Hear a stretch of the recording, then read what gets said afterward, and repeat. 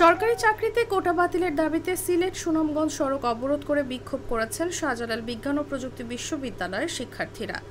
শনিবার বিকেল 4:45 থেকে সড়ক অবরোধ করেন তারা। এতে সিলেট শহরে তৈরি হয় তীব্র যানজট।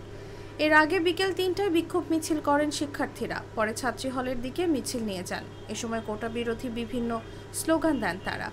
2018 সালের পরিপত্রে পুনর্বহাল ও সরকারি চাকরিতে সব ধরনের কোটা বাতিলের দাবিতে এই আন্দোলন করছেন শিক্ষার্থীরা।